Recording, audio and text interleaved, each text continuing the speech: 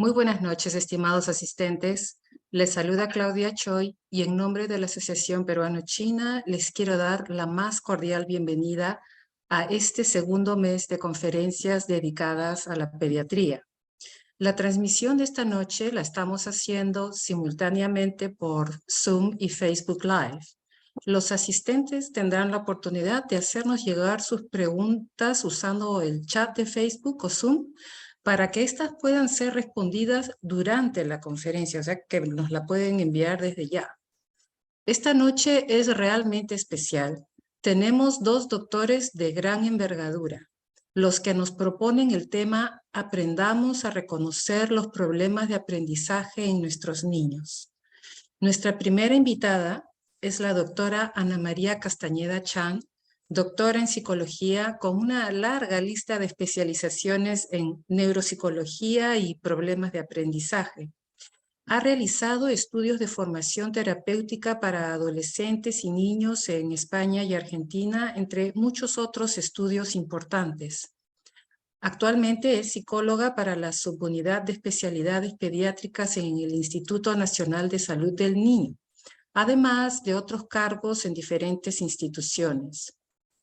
En la docencia, dicta cursos a nivel doctoral y cabe resaltar que es supervisora de tesis doctoral en su alma mater, la Universidad Femenina del Sagrado Corazón. También tenemos al doctor Daniel Koch González, neurólogo pediatra. Él es jefe del Departamento de Pediatría en el Instituto Nacional de Salud del Niño. El doctor Koch es parte de nuestro panel de médicos en el área de salud y bienestar de la Asociación Peruano-China y ha sido instrumental para que lleguen a ustedes estas conferencias de pediatría. Aprovechamos este momento para hacerle llegar nuestro reconocimiento, ya que esta serie está realmente maravillosa. Muy buenas noches, Ana María y Daniel. Bienvenidos. Es todo un privilegio tenerlos con nosotros. Le damos pase primero a Daniel. Te escuchamos, por favor.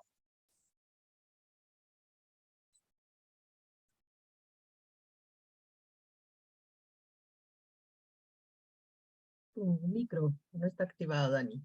Ya, ahora sí, Ahora sí. no me dejaba entrar. Bien, primero que nada, gracias Claudia por la presentación. Gracias Anita por acompañarnos, realmente eres una invitada de lujo. Muchas gracias. Y bueno, el tema que vamos a tratar hoy con Ana María es un tema bastante frecuente dentro de la práctica diaria del pediatra, y más de quizás el neurólogo pediatra, y motivo de preocupación para muchos padres. Reflexionaba hace unos momentos cómo evoluciona el ser padre en el tiempo. Primero, en el embarazo, la preocupación que todo salga bien, luego nace el bebé, los primeros meses, que no se enferme, sus vacunas, que reciba su lactancia materna. Pero avanza el tiempo y tiene que ir al colegio. Y todas las expectativas que se generan cuando el chico va al colegio. Primero para que ingrese al colegio, que ahora es más difícil entrar al colegio que a la universidad. Entonces, realmente todo lo que tienen que pasar los padres, prepararlos en el nido y prepararlos para que entren a una etapa importantísima, que es el colegio. Y eventualmente en el colegio, el padre, lo mínimo que espera, pues, que destaque, que no tenga problemas, que aprenda, pero llega un punto en que, en algún caso, comienzan a haber dificultades. Y es justamente ahí que la charla se va a centrar el día de hoy. ¿Qué ocurre cuando nuestros hijos van al colegio y tienen problemas? Tienen problemas en el desempeño académico, tienen problemas en notas, en hacer las tareas, y ahí se abre todo un abanico de posibilidades. Cuando van al pediatra y consultan en razón de este desempeño bajo o inapropiado, de pronto la parte académica no va pues de acuerdo a la expectativa de los padres, muchas veces profesionales que eventualmente piensan de tal palo tal astilla, el hijo tiene que ser igual o mejor. El abordaje inicial, pues primero que nada el pediatra tiene que ver el tema de la salud. Y dentro del tema de la salud hay una serie de evaluaciones, de tamizajes que uno debe valorar. La visión, la audición, si es la parte sensorial, realmente ve bien, capaz necesita lentes y nunca lo han llevado al oftalmólogo y no ve la pizarra. O de pronto la audición, Y lo dicen, no, mijito, eso no es sordo, escucha, pero escucha bien la pregunta. Realmente escucha bien. Y así uno tiene que ir desmenuzando qué aspectos físicos podrían interferir con el aprendizaje. La presencia de anemia, problemas del sueño, ¿no? Problemas de salud generales que pueden interferir en el proceso de aprendizaje. Entonces, ese tamizaje inicial debe abordarlo el pediatra primero, para poder, de alguna forma, identificar algún factor y poder darle solución. Yo quisiera darle pase ahorita a Ana María para ver, desde el punto de vista psicológico, ¿no? Ya estamos viendo la parte física, desde el punto de vista psicológico, ¿qué aspectos debe abordar el psicólogo en esta evaluación? Sí, estaba escuchando atentamente lo que decías, Dani. Ante todo, gracias a Peche por la invitación. Hay que tener en consideración que lo que observamos tiene que estar de acuerdo a la edad de desarrollo del niño. ¿Okay? Porque hay algunas veces que los papás tienen una sobreexpectativa con respecto al desarrollo de sus niños. Y de repente dentro de la consulta vienen papás que sí, están muy ansiosos de que sus niños tengan un desempeño óptimo, pero también realizan muchas comparaciones con el resto de la familia, ¿no?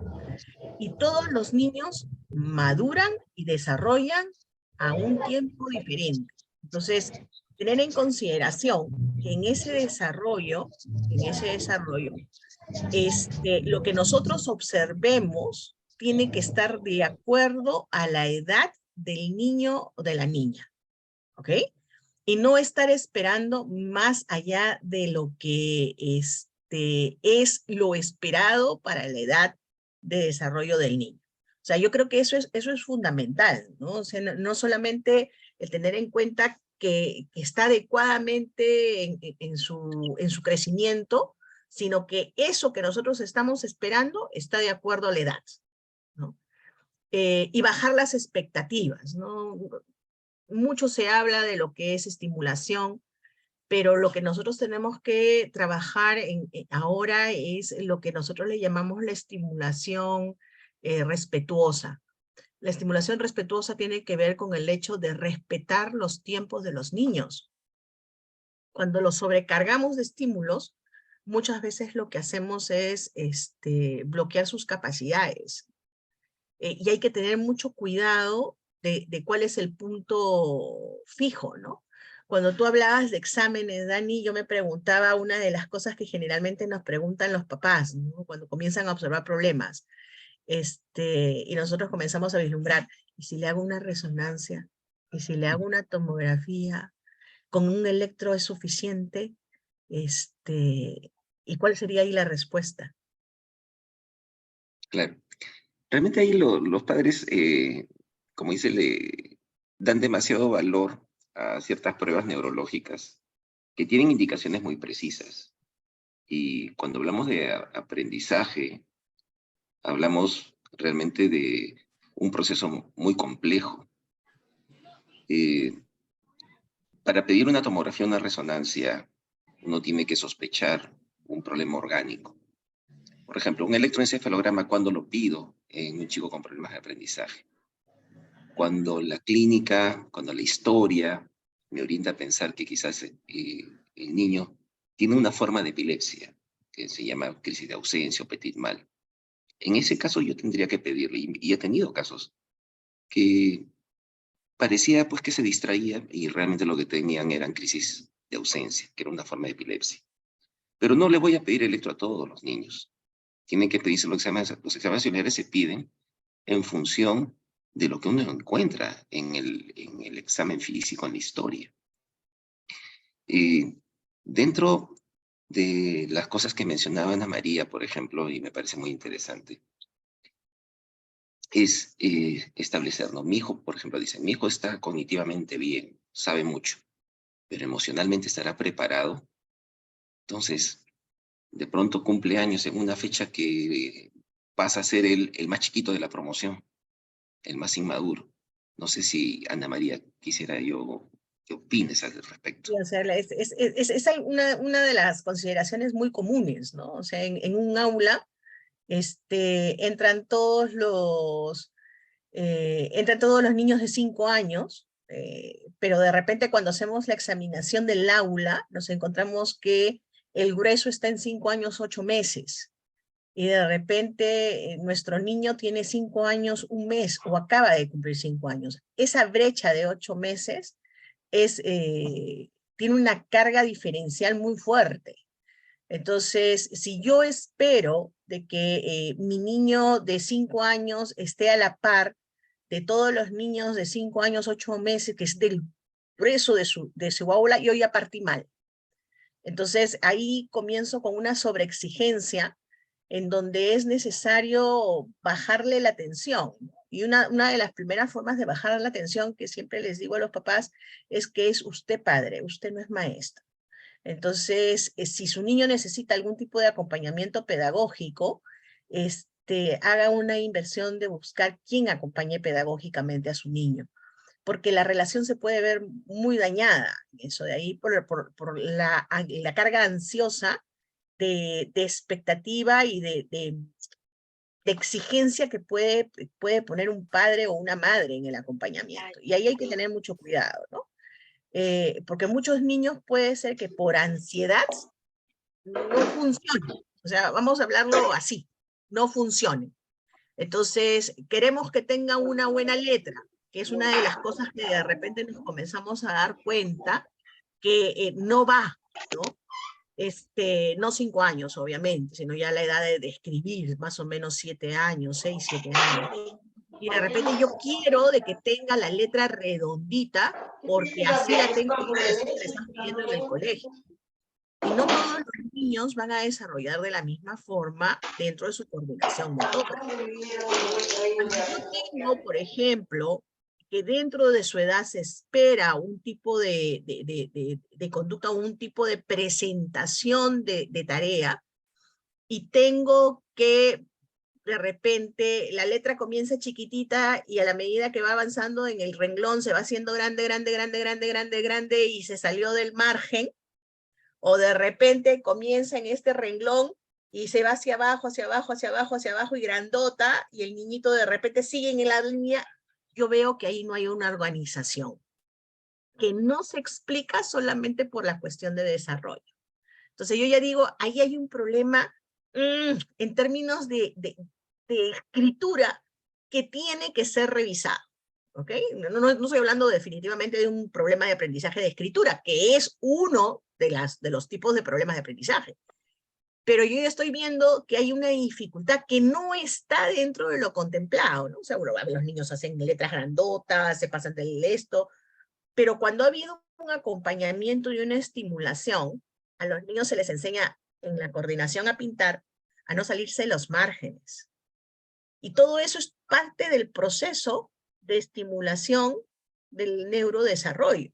Entonces, si este niño llega a los 6, 7 años de escritura y no ha pasado este proceso adecuadamente, puede tener dificultades que deben ser observadas, no tamizadas de frente como un problema de aprendizaje, pero que sí es necesario observar.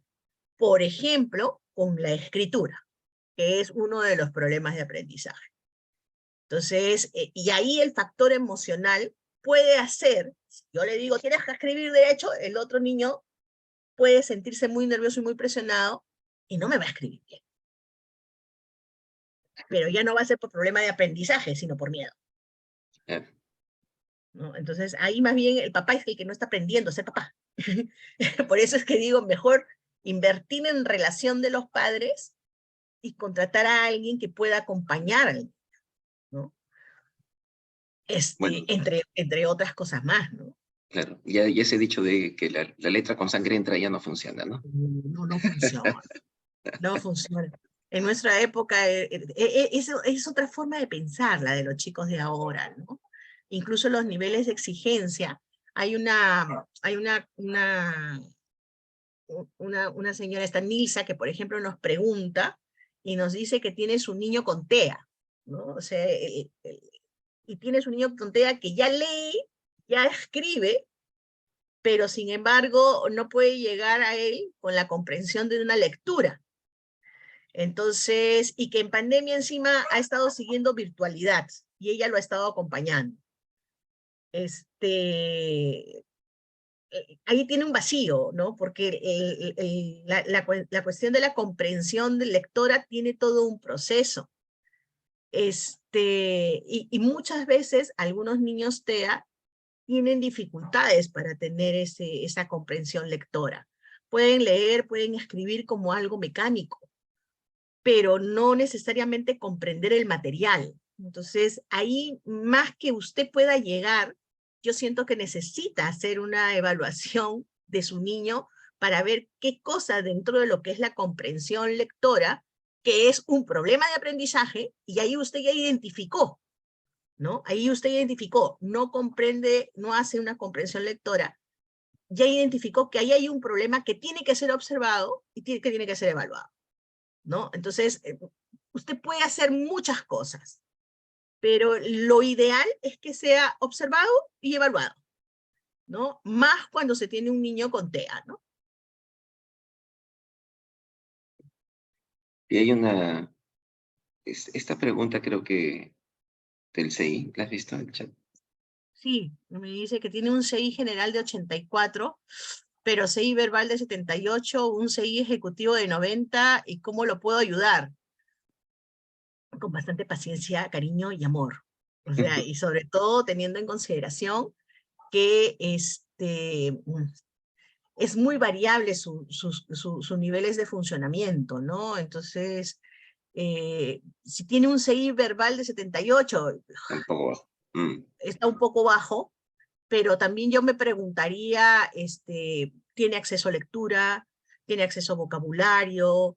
¿Tiene acceso a conversaciones? ¿Es capaz de comprender las cosas que se le dice? ¿Qué edad tiene? O sea, ¿qué edad tiene también? O sea, hay varias cosas ahí que yo preguntaría, pero yo no me quedaría con el 78. Una de las cosas que nosotros trabajamos actualmente es que hablamos de niveles de funcionamiento. O sea, esto es una cuestión referencial que nos dice a nosotros, ok, por acá están dando, pero me dice, ok, yo tengo este nivel de funcionamiento y tengo una variabilidad. Esos niveles, esos números, significa que hay una variabilidad. Cuando hay una variabilidad, nosotros decimos, vamos a observar esto y vamos a darle una ventana de trabajo. ¿Por qué? Porque esa variabilidad me dice que hay un problema que no necesariamente es un CI de retraso. Sí, está funcionando por debajo del promedio, ¿ok? Pero yo me tengo que hacer más preguntas. O sea, no quedarme con esos numeritos, ¿no? O sea, hacer más preguntas en términos, lee, le leen, habla, cómo es que repite las palabras. O sea, hay miles de cosas que pueden estar funcionando.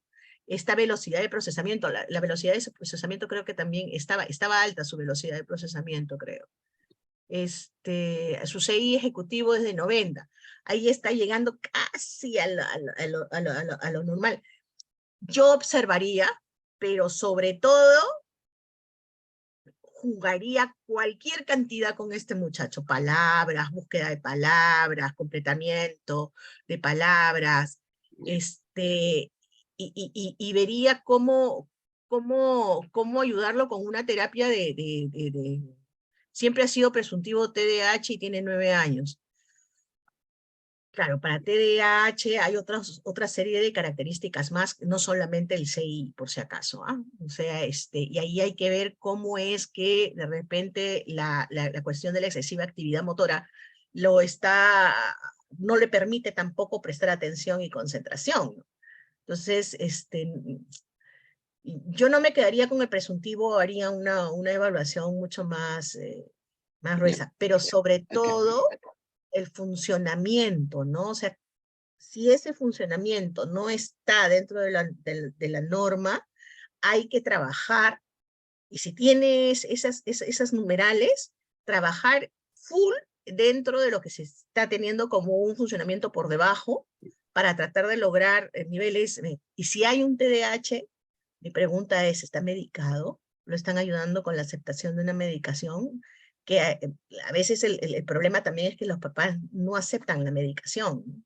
Sí, acá por ejemplo hay una pregunta, dice, mi hijo es distraído, ¿qué tipo de examen puedo hacerle? Tiene 10 años. Y esa es una de las cosas que siempre veo en la consulta, es decir, mi hijo es distraído, se distrae mucho, pero el diagnóstico de TDAH, más allá de estar distraído, de olvidar cosas, de perder objetos, de no fijarse en detalles, es si la distracción es significativa. ¿Qué quiere decir significativa? Yo soy distraído, pero me saco 17, 18, salgo con A más. Entonces, ¿de qué estamos hablando? Entonces, tiene que ir de la mano, tiene que ser una distracción que sea clínicamente significativa, o sea, que tiene que haber un impacto importante en el desempeño académico. Como me decía el papá, yo también era, yo soy distraído, tengo TDAH. ¿Y qué es usted? Ah, soy ingeniero de sistemas y tengo mi doctor. No, pues, ¿de qué estamos hablando? Todos tenemos algún grado de distracción, pero si este grado de distracción no afecta de manera significativa el desempeño, pues no podemos hablar de ese diagnóstico. Y acá había otra de una chiquita, una pequeñita que ya empezó a leer y que el sistema no le permite, dice, me imagino, pasar a primer grado. Entonces, la mamá no sabe qué hacer ahí en ese caso. ¿La deja normal o tiene que hacer algo más? ¿Qué opinas, Anita? Yo no fuerzo, no fuerzo. O sea, hay que respetar los ritmos de desarrollo y puede ser que intelectualmente o cognitivamente, más que intelectualmente, cognitivamente su nivel de funcionamiento sea elevado, pero emocionalmente de repente no está preparada para estar con niños de mayor grado. Entonces, en lugar de hacerle un bien, emocionalmente puedo causarle un mal. Ahí, por ejemplo, la determinación es conjuntamente padres con profesores, ¿no? O sea, porque los profesores conocen a los niños, ¿no? Y conocen cuáles son sus niveles de maduración, ¿no? Y cómo es que se desarrolla en el aula con los demás niños. O sea, porque sepa leer, escribir, no significa que va a poder tener la capacidad de poder responder a las exigencias de niños de mayor grado, ¿no? Entonces, ahí hay que tener cuidado, ¿no? Acá hay una pregunta de Nancy Castillo, dice, el año pasado un estudiante que estaba en el aula de 4 años es autista y sus padres contrataron a una jovencita para que esté cuidándolo. ¿Está correcto? Correctísimo. Se llama fantasma o shadow, que es el acompañamiento pedagógico que tienen los niños que tienen TEA y que está dentro de los derechos de los niños con características diferentes como TEA. Todos los colegios, por ley, tienen que tener el sistema de inclusión. Y dentro del sistema de inclusión, se estipula de que si existe algún niño con características diferentes, que no sean neurotípicos como se dice, el colegio puede ayudarlos dentro del proceso o si no los padres contratan una persona para que, no es que lo esté cuidando, o sea, la idea es que pueda ayudarlo a controlar cierto tipo de movimientos que pueda tener o estar mucho más atento dentro de lo que es el aula. Ojo, no solamente se utiliza con TEAs, también se utiliza con TDAHs, con niños que tienen el diagnóstico de TDAHs o niños que tienen otras comorbilidades físicas, ¿no? Sí. Entonces, Acá es hay parte una, del derecho. sí, acá hay una pregunta, dice, ¿se puede hablar de trastorno de aprendizaje en niños con alguna condición? Cuando hablamos de trastorno de aprendizaje, hablamos que es un niño que tiene todo bien. Tiene un cociente intelectual normal, visión normal, audición normal, es un niño sano, pero que lamentablemente tiene un problema específico. De pronto, problema de lectura, escritura, de pronto matemática, ya sea entonces dislexia o discalculia. Pero todo es normal. Justamente por eso es un trastorno del aprendizaje. Es decir, hay un personaje muy conocido que tiene dislexia. Tom Cruise. Tom Cruise tiene dislexia. Imagínense. Entonces, es un tipo pues que es totalmente normal en todos los aspectos, además destaca en muchas cosas, pero tiene dislexia. Entonces,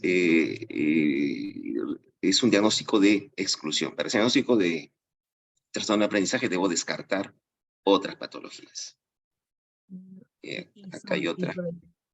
Hay una que dice, mi niña, ¿por qué se pone los zapatos al revés? Ah, ¿Qué hago? De repente tiene la lateralidad todavía en formación, ¿no? O sea, de repente todavía no logra tener la lateralidad bien clara como para poder determinar cuál es y cuál es la otra. Muchas veces hay papás que esperan que los niños hagan las cosas solos, porque se los dijeron una o dos veces. Nosotros siendo adultos a veces nos tienen que repetir 20 veces para hacer una cosa, este, y a veces piensan que los niños con 2 veces ya lo tienen que hacer, ¿no? Entonces ahí hay yo le pregunto si a la señora si cuando le dice algo a su esposo lo hace a la primera, ¿no? Más de seguro que no lo hace a la primera. Entonces, si su esposo no hace las cosas a la primera, no espere que sus niños también lo hagan a la primera, ¿no? O sea, no por una cuestión de modelamiento, sino por una cuestión de que a veces uno necesita el refuerzo de estar diciendo las cosas y a veces necesita también que se le acompañe a hacer la actividad, ¿no? Entonces, no solamente es con los zapatos, es también con los juegos, ¿no? O sea, yo quiero que él ordene las cosas, tiene 4 años. A los 4 años yo voy con él y ordeno las cosas. Sí, pero yo ya le enseñé. Sí, pero vaya y acompáñelo, ¿no? Vaya y acompáñelo y usted comience a hacer las cosas también con él. acá hay una pregunta, dice, mi hijo tiene TDAH y siempre se negó a medicarlo. Él siempre fue a terapia y deporte, pero él tiene 17 años, ya va a empezar la universidad, y él ha pedido que se le medique porque se está distrayendo mucho. Bueno, el tema es el siguiente. ¿Realmente tiene TDAH? ¿Cómo está en este momento? Habría que evaluarlo. ¿Qué ocurre con la medicación? La medicación funciona para todos, y ese es el problema, por eso hay tanto control.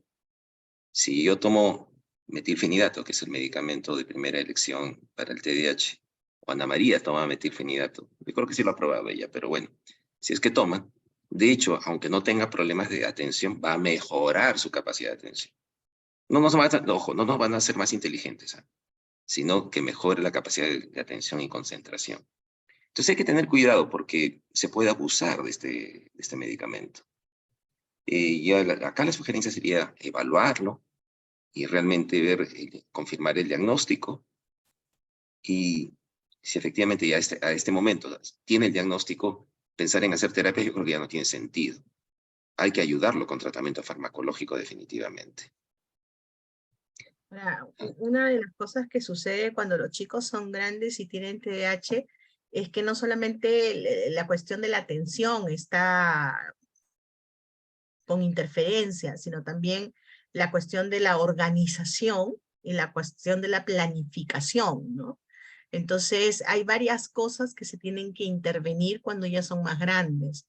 Y a veces no significa que sea imposible, se puede hacer, porque incluso hay la voluntad de los chicos cuando tienen algún tipo de TDAH y son mayores, que necesitan, porque se cruza también con un nivel que se dan cuenta de que no pueden manejar manejar el material y se frustran, ¿no? Y la frustración es muy fuerte, puede causar ansiedad y depresión. Entonces ahí hay que tener mucho cuidado en el punto medio de reconocer que nuestro niño, cuando es niño, tiene una dificultad y que hay que ayudarlo, ¿no? Acuérdense que los problemas de aprendizaje y va en relación a una de las preguntas que hice de que fue diagnosticado con problemas de aprendizaje. O sea, yo sería mucho más exquisita. ¿Qué tipo de problema de aprendizaje? O sea, porque problemas de aprendizaje son varios. Podemos hablar del problema de escritura que les decía, que se conoce como disgrafía. Podemos hablar que tiene problemas dentro de lo que viene a ser solamente matemáticas, que se llama discalculias, o sea que tiene problemas en el cálculo. Podemos tener chicos que tienen dificultades específicamente dentro de lo que es ortografía, dentro de lo que viene a ser actividades lectoras. Hay chicos que pueden tener dificultades en planificar la organización. O sea, decir solamente problemas de aprendizaje es abrir un gran saco en donde yo no tengo algo claro sobre lo cual yo intervenir. ¿Quiénes son los que hacen las evaluaciones de problemas de aprendizaje? Lo hace neuropediatría, lo hace psicología, psicopedagogos, y personas que tienen la formación en evaluación de problemas de aprendizaje. ¿Psicología hace? Sí. Te dijo, esto es problemas de aprendizaje, y ahí compete la derivación a un especialista en evaluación de problemas de aprendizaje para ver en qué área específica tiene problemas de aprendizaje. Acá hay una pregunta, hay una señora que tiene a 2 hijitas con una condición que es la neurofibromatosis tipo 1 y tienen problemas en el lenguaje, en el aprendizaje, pero que están sacando buenas calificaciones. Dice, debería ser incluida en niños de inclusión. Bueno, la neurofibromatosis es un síndrome neurocutáneo. Es una condición genética, generalmente la mayor parte de las veces por mutaciones espontáneas, y que produce una serie de manifestaciones a nivel de la piel, del sistema nervioso, y puede acompañarse o no de problemas a nivel cognitivo. A veces dicen que se asocia más a problemas de déficit de atención, hiperactividad. Sin embargo, esto es muy variable. Acá la recomendación es, si realmente su capacidad cognitiva está bastante bien, por lo que alcanzo a leer, lo ideal en general, no solamente para los chicos con neurofibromatosis, yo creo que para chicos con alguna condición especial, procurar ponerlos en sistema de inclusión, es decir, no soy muy partidario de colegios especiales, ¿no? De eso de separarlos del resto. Ellos tienen que aprender a estar con la gente, no hay mundos especiales realmente. Tienen que aprender a convivir y la gente acostumbrarse también a convivir con ellos, porque están presentes, están presentes. Yo creo que lo mejor es promover el tema de la inclusión. Anita, no sé qué opinas. Yo soy una partidaria de la inclusión. Soy una partidaria de la inclusión, o sea, justo hay una señora que nos pregunta si su niño de TEA3, moderado a severo, puede o debe ir a un EVA. O sea, yo buscaría un colegio adecuado para él. A- en todos los niños, a ver, vamos a hablar. Saco a todos los niños que tienen TEA, TDAH y todo lo demás. No todos los colegios son para todos los niños. Entonces, ahí uno tiene que buscar cuál es el colegio según las características de los niños, y ese es un trabajito que muchas veces los papás no se dan abasto. Si yo a eso le agrego algún tipo de condición, tiene que haber no solamente ellos aprender a convivir con los neurotípicos, sino los neurotípicos también tenemos que aprender a vivir con ellos, ¿no? O sea, ser empáticos, ser solidarios, valores que son necesarios tenerlos. Son personas con derechos que se pueden integrar si se les da la oportunidad, se les acompaña y se les ayuda a desarrollar habilidades y capacidades. Pero necesitan la oportunidad. Pero ojo, necesitan la oportunidad acompañados. Entonces, la ley dice bien claro, y ahí yo me agarro de la ley, ¿no? La ley dice bien claro, yo puedo brindarle lo que viene a ser una educación inclusiva, pero yo como padre tengo la responsabilidad también de brindar cuáles son los soportes que dentro del colegio necesita mi niño. ¿Ok? Entonces, tienen que ser bien claros eso, ¿no? O sea, yo puedo pedir al colegio el apoyo, pero yo también ser claro en términos de yo también voy a colaborar con ese apoyo, ¿no?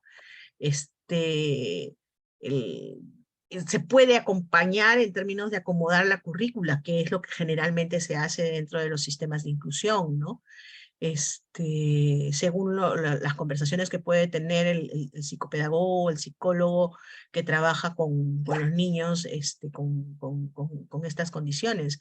Entonces, ahí yo le diría a los papás apuntar a lo que es un sistema de inclusión, buscando cuáles son los colegios más adecuados para los niños, ¿no?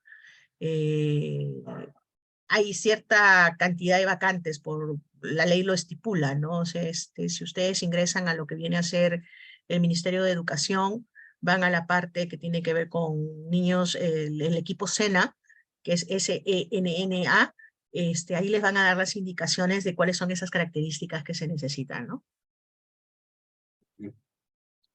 Ya, acá hay Acá la verdad que hay muchas, muchas preguntas, pero más están orientadas al autismo, entonces yo creo Sí. que necesitamos tener que hacer vamos a tener que hacer una reunión de autismo más.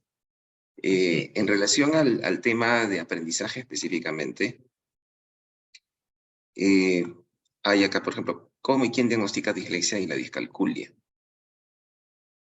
Son pruebas, pues, hay que hacer una serie de pruebas. Son pruebas específicas. Así es. Son pruebas específicas que no todos los psicólogos lo manejan. O sea, son pruebas que muchas veces lo toman los psicólogos que tienen la especialidad en problemas de aprendizaje, ¿no? Entonces ahí hay que buscar cuál es el psicólogo que tiene la especialidad en problemas de aprendizaje. Luego acá hay ¿en qué casos se medican las personas con TDAH? Y dice autismo también, ¿no? Pero TDAH vamos a corresponder. Eh, yo realmente, en mi práctica diaria, pacientes menores de 6 años jamás medico. Jamás medico. Por una razón. El mismo fabricante no recomienda el uso en niños menores de 6 años. Y es muy difícil realmente hacer un diagnóstico de TDAH en menores de 6, porque hay mucho tema conductual ahí. Además, no hay apuro, digo yo, para medicar un pequeñín de 5. Ahora, siempre le doy la chance, y Anita no me va a dejar mentir, de hacer primero terapia y manejo emocional, porque todos vienen con su problema de conducta primero. Entonces se maneja primero eso para mí, ¿no? Y limpio todo lo que es conductual, todo lo del entorno, y a ver qué me queda. Si lo que me queda realmente es muy intenso, bueno, todavía es intenso, entonces de pronto ahí puedo considerar el uso de TDAH. Pero hay también diferentes corrientes, ojo, hay otros que prefieren medicar a todos Desde los los medican. 4 años. Así es. Yo particularmente. Entonces, muchas veces son estilos que, bueno, no comparto. No sé, Anita, ¿qué opinas? Yo siempre digo, hay que sentarnos a hablar con los papás, explicarles los pros y contras, que ellos tomen una decisión informada, pero sobre todo ver qué es lo que pasa alrededor que me puede explicar la conducta del niño, ¿no? O sea, muchas veces cuando hay padres separados y los padres tienen un régimen de un sistema de cuidado del niño, en donde se dividen a los hijos, y el más chiquitito que todavía no aprendió a regularse, todavía no aprendió a ser autónomo, cambia de casas, y no logra establecer una continuidad, se distraen fácilmente porque no logra acomodarse, no sigue una secuencia. ¿Por qué? Porque en cada casa hay una forma distinta de mantener el orden, ¿no? Entonces es como que se está acomodando en una casa y de repente tiene que irse a la otra.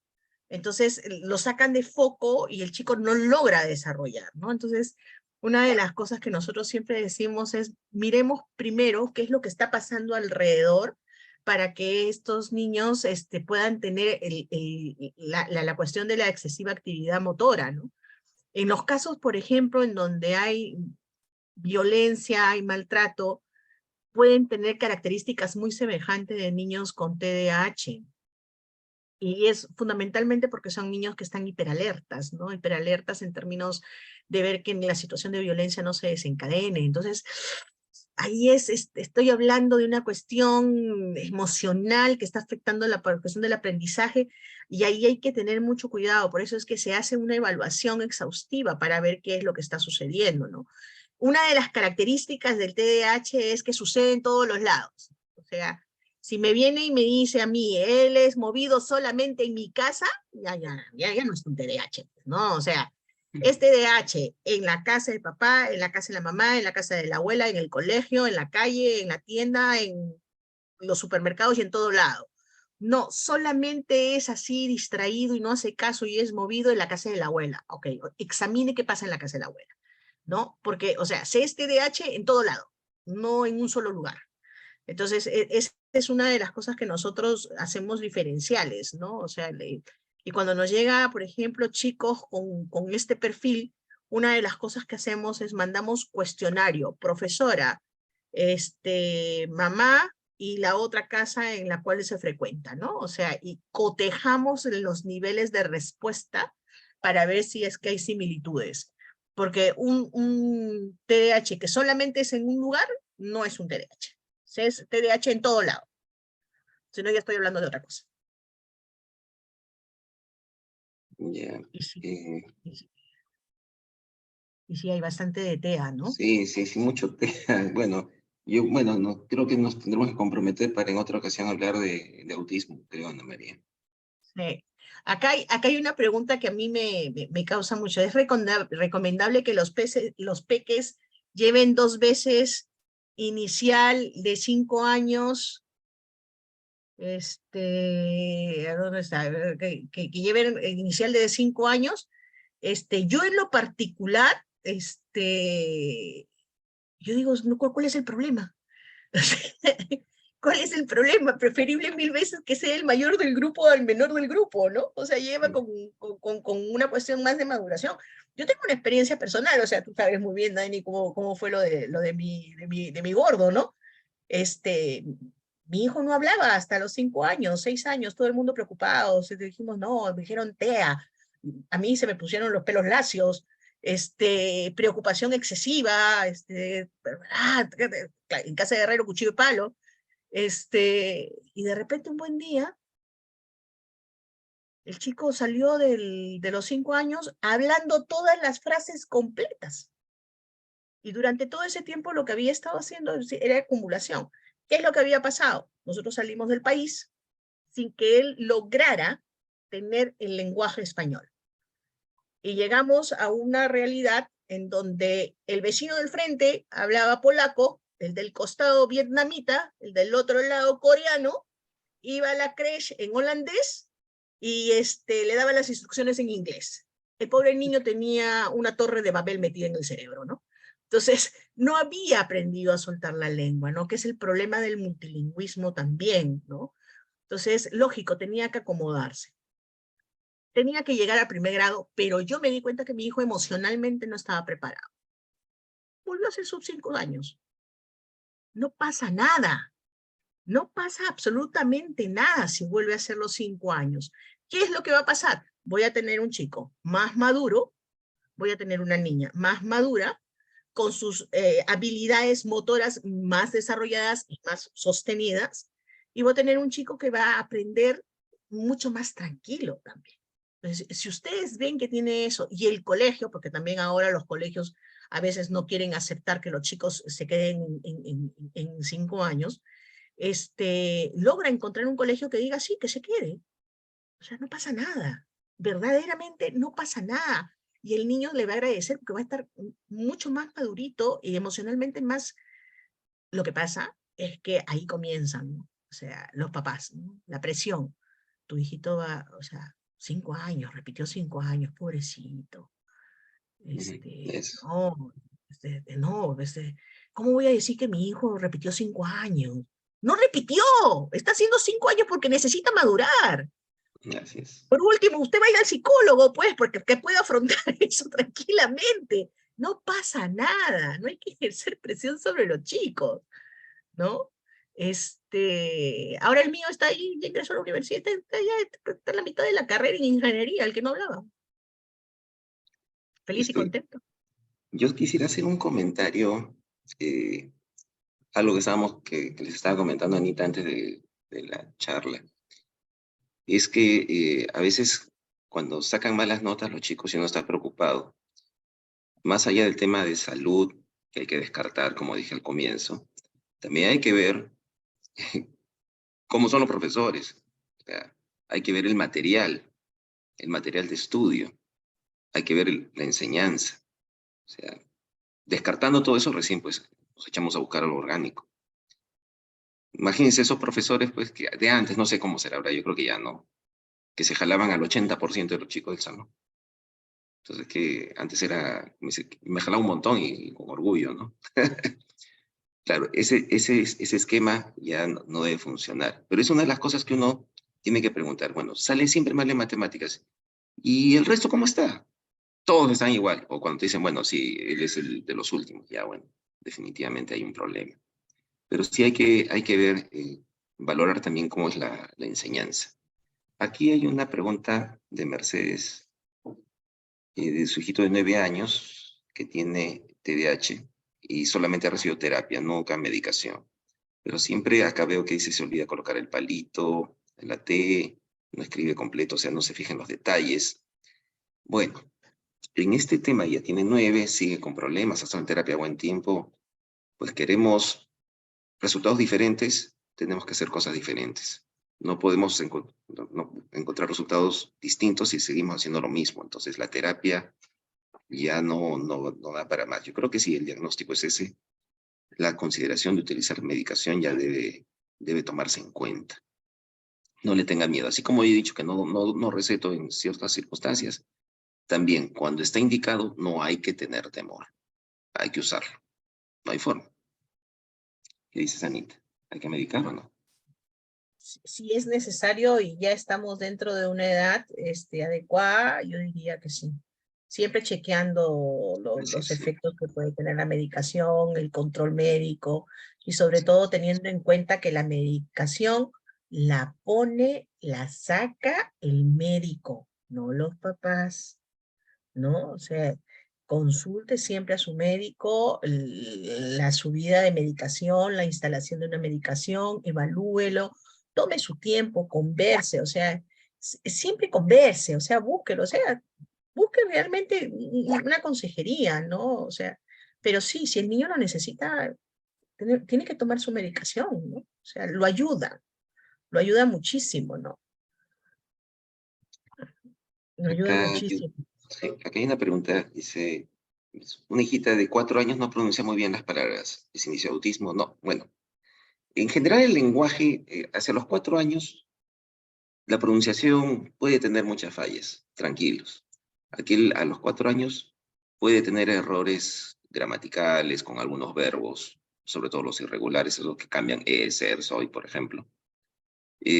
Puede tener muchos problemas en la pronunciación, pero es un niño que ya conversa, interactúa. Entonces, en ese sentido, con tranquilidad. El autismo no es solamente el lenguaje, son varias cosas más. Anita, yo creo que de autismo va a tener que hacer la siguiente, definitivamente. Sí, yo creo que sí. Sí, porque para autismo hay que ser, hay que detenernos un poquito más, ¿no? Sí. Este, A ver, algo de TDAH, no sé qué hay por acá. Dije, acá, acá abrimos el tema de la directora, ¿no? O sea, hay temas que ya fueron puntiagudos, ¿no? O sea, había una profesora que decía que ella también compartía el hecho de que en la matrícula los papás van con esto de, va a perder un año si es que no lo ingresan al año que ellos dicen. No pierde un año, llega mucho más maduro, pero eso es algo que los papás a veces no quieren entender, ¿no? Y la otra dice, maestra Johanna dice, ¿qué pasa si una directora de un colegio baja de grado a un estudiante indicando que no cumple con las competencias para cuarto de primaria y lo baja a tercer grado de primaria? Lo habló con los papás, fundamentó, se vio y se evaluó cuáles eran las condiciones no solamente de competencia, sino las condiciones emocionales del niño, cómo es que se hizo ese cambio, ¿no? ¿Qué pasa si una directora lo hace? Hablar con la directora para ver cuáles son los motivos para hacerlo, ¿no? O sea, y sobre todo, ver con ella, a veces hay directoras que tienen muy buena fe, ¿no? En términos de actuar, en términos de ver qué es lo mejor para los niños, no pensar que solamente lo hace maléficamente, ¿no? Sino de repente si ve algo que está pasando con el niño, ¿no? Conversar con la directora. Yo creo que ahí hay que ver qué es lo que está sucediendo.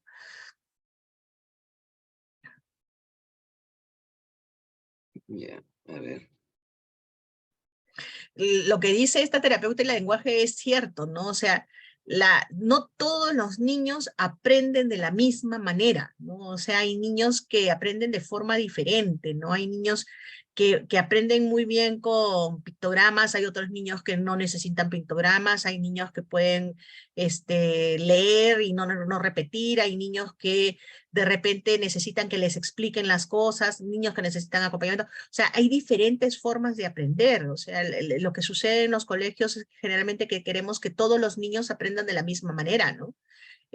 Porque claro, es mucho más fácil y toma menos tiempo, pero en realidad todos los niños pueden funcionar de diferente manera y aprender de manera diferente, ¿no? Y eso hay que validarlo, ¿no? O sea, yo me acuerdo mucho de un niñito que le entraba tranquilamente toda la información con rock. Yo decía, rock, ok, bueno, pues le gusta el rock, señora, pero es que estudia con música. Señora, pero y cuando estudia con música da resultados, déjalo estudiar con su música. Entonces, señora, que no estudie como usted quiere, esa es otra cosa.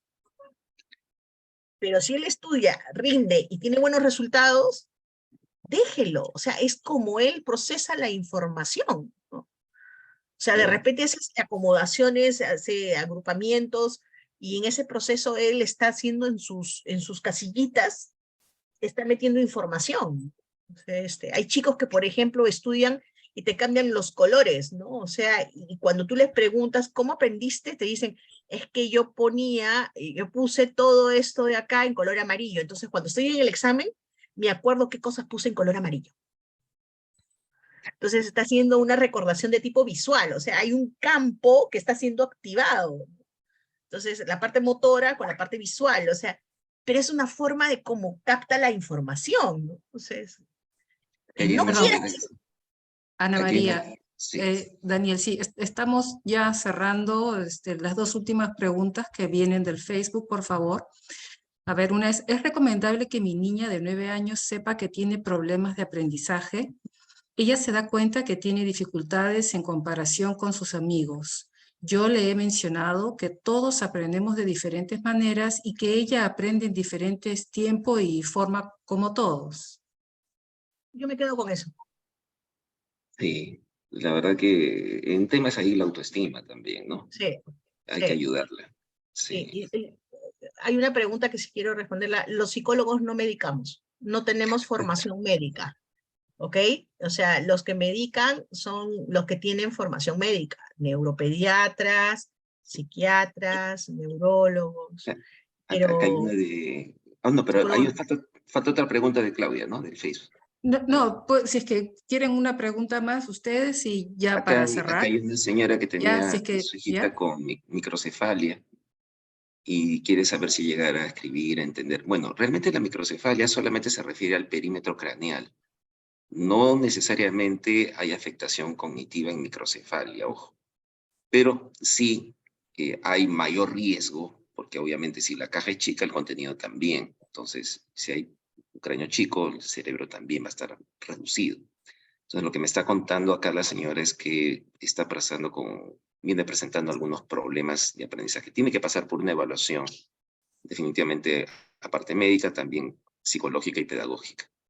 Parece que sí tiene alguna limitación y hay que establecerla bien. Sí, Claudia.